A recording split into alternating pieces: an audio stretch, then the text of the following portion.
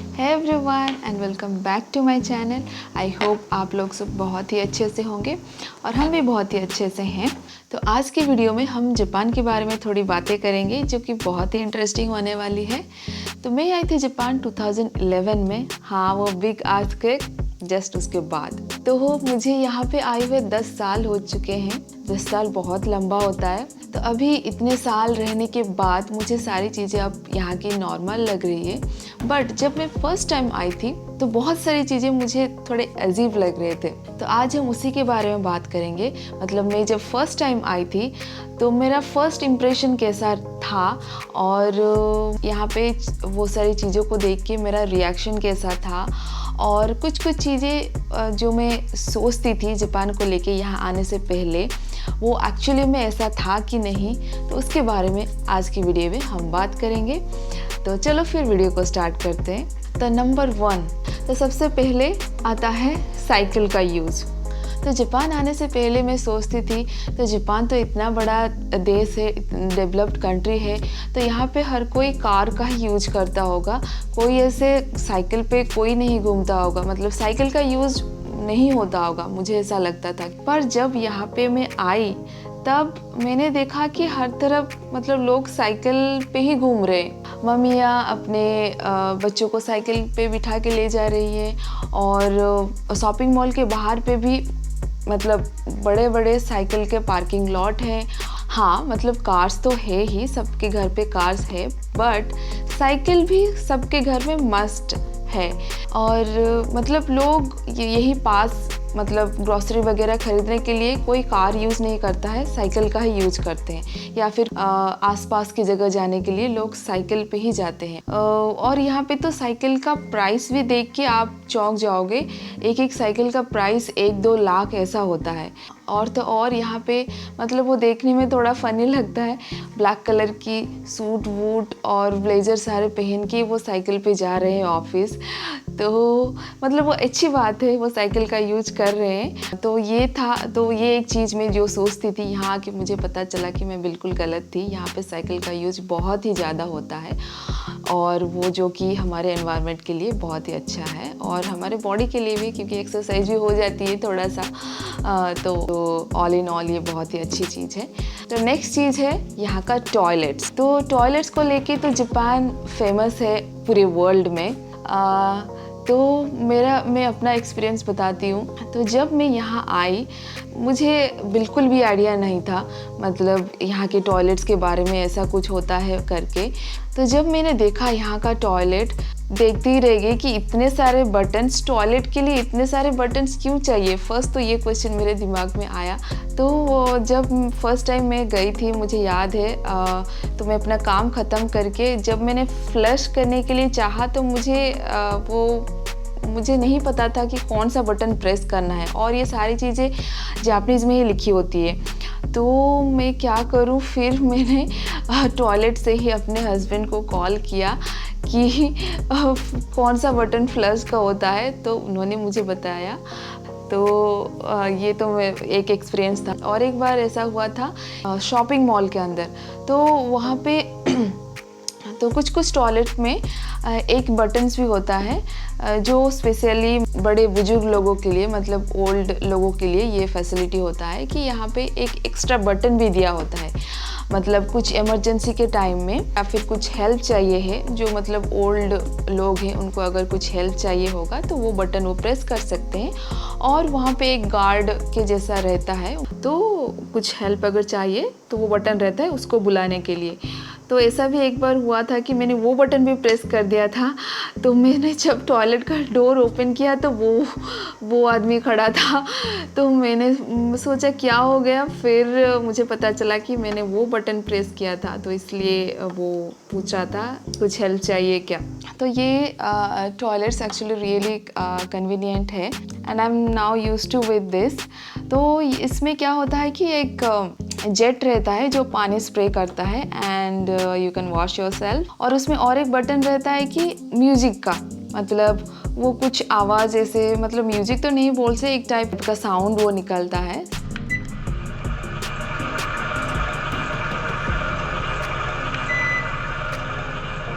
So you can do what ever and without worrying about कि अगर sound अगर बाहर जाए, मतलब यू नो कभी कभी पेट गड़बड़ तो होता ही है। सो इन दैट केस आप वो बटन प्रेस कर सकते हो और बिना टेंशन लिए आप अपना काम अंदर कर सकते हो। एनीवे ये टॉयलेट के ऊपर हम बाद में एक बड़ा डिटेल वीडियो बनाएंगे ना, आज के लिए हम इसके बारे में इतनी ही बात करते हैं। तो नेक्स्ट पॉइंट आता है कि जब मैं फ़र्स्ट टाइम आ रही थी इंडिया से जापान, तो घर लौटते वक्त आई रिमेंबर हम लोग ट्रेन से आ रहे थे, तो ट्रेन में मैंने देखा कि देयर वाज फुल साइलेंस। कोई किसी से बात नहीं कर रहा, सब अपने अपने फ़ोन में लगे हुए हैं। तो कोई ईयरफोन लगा हुआ है, कोई विदाउट ईयरफोन, और कोई किसी से बात भी नहीं कर रहा, चुपचाप, और आधे लोग सोए हुए हैं। इस टाइप का था माहौल। तो मैं आई थी इंडिया से एंड आई रिमेंबर इंडिया का ट्रेन कैसा होता है, और यहाँ का ट्रेन जब मतलब इट वाज सो साइलेंट था, तो it was really a surprising thing for me, क्योंकि इतना साइलेंट ट्रेन मैंने नहीं देखा था। तो बाद में मुझे पता चला कि ट्रेन में आप ऊंची आवाज़ में बात नहीं कर सकते, क्योंकि इससे दूसरों को डिस्टर्बेंस होता है और परेशानी होती है, और फ़ोन पे भी आप बात नहीं कर सकते। हाँ, एक दूसरे से बात तो कर सकते हो, पर आपको मतलब धीमी आवाज़ में बात करनी है, मतलब ज़ोर ज़ोर से बात नहीं कर सकते। तो ये था and it was really surprising थी for me at that time. तो ऐसा था। तो नेक्स्ट पॉइंट ये है कि जापान आने से पहले मैं सोच रही थी कि मतलब जापान अगर आप बोलोगे, वो भी टोक्यो, हम टोक्यो में रहते हैं, तो हम टोक्यो ही आने वाले थे। तो मेरे दिमाग में वो आ रहा था कि ऊंची ऊंची बिल्डिंग्स होगी, मतलब चौड़ी चौड़ी रोड्स होंगी, और इसी टाइप के मतलब आ रहे थे दिमाग में। और टेम्पल्स मुझे मतलब मैं सोच रही थी कि टेम्पल्स क्या कितना कुछ होगा वहाँ पे। सो आई वॉज नॉट श्योर कि कितने सारे टेम्पल्स होंगे, बट यहाँ आने के बाद मुझे पता चला कि यहाँ पे तो हर एक गली में टेम्पल्स है, मतलब छोटे से लेकर बड़े तक इतने सारे टेम्पल्स हैं। मतलब यहाँ पे तो मतलब इंडियन टेम्पल तो नहीं है, वी कांट एक्सपेक्ट, पर जापानीज़ टेम्पल्स की मैं बात कर रही हूँ। तो यहाँ पे दो टाइप्स के लोग रहते हैं, एक तो बुद्धिस्ट रहते हैं जो बुद्धिज़्म को फॉलो करते हैं, और एक है सिंतो जो सिंतोइज्म को फॉलो करते हैं। तो बुद्धिस्ट का तो होता है टेम्पल्स और सिंतोज का होता है श्राइन। तो यहाँ पे आपको टेम्पल्स, श्राइन्स बहुत सारे दिखेंगी, चाहे वो बड़ा ना हो, छोटे ऐसे बहुत सारे दिखेंगे, और बड़े वाले भी हैं ऐसे बहुत। तो ये मैं जो सोचती थी, यहाँ आने के बाद मुझे पता चला कि मैं बहुत अलग सोचती थी। आपको एक तरफ दिखेगी बहुत ही ऊंची ऊंची बिल्डिंग, और उसी साइड में ही दिखेगी आपको टेम्पल्स। तो नेक्स्ट चीज़ मैंने यहाँ पे नोटिस किया कि यहाँ पे हर जगह पे है, आप बोल सकते हो रियली हर जगह पे, वो है वेंडिंग मशीन और कन्वीनियंस स्टोर और कॉइन लॉन्ड्री। कॉइन लॉन्ड्री में जिस एरिया में रहती हूँ उस एरिया के बारे में बता रही हूँ, I don't know about other places. तो यहाँ पे कॉइन लॉन्ड्री भी काफ़ी सारे हैं। तो आपको पता ही होगा वेंडिंग मशीन, जिस पे आप गरम ठंडा चाय, कॉफ़ी, जूस, ग्रीन टी, आप जो भी बोलो आपको सब कुछ मिल सकता है। और उसके अलावा आपको मतलब तरह तरह टाइप के वेंडिंग मशीन यहाँ पे दिखेंगी, जो कि ramen vending machine, ice cream vending machine, cigarette vending machine, baby diaper vending machine, और क्या बोलूँ, बहुत सारे हैं यहाँ पे, बहुत टाइप के हैं वेंडिंग मशीन को। और मेरे घर के सामने यहीं पे घर के सामने भी एक है। तो अगर रात को मुझे अगर कुछ जूस या फिर कुछ पीने का मन किया, तो मैं जल्दी से जाके यहाँ से लेके भी पी सकती हूँ। तो ये पास मतलब ये आपको हर जगह दिखेगी, एक जगह पे दो तीन वेंडिंग मशीन भी आपको दिखेगी। तो नेक्स्ट चीज़ आता है कन्वीनियंस स्टोर, और ये भी आपको हर जगह पे दिखेगी, जैसे कि 7-Eleven, फैमिली मार्ट, लॉसन, सनकस, ऐसे बहुत टाइप के हैं।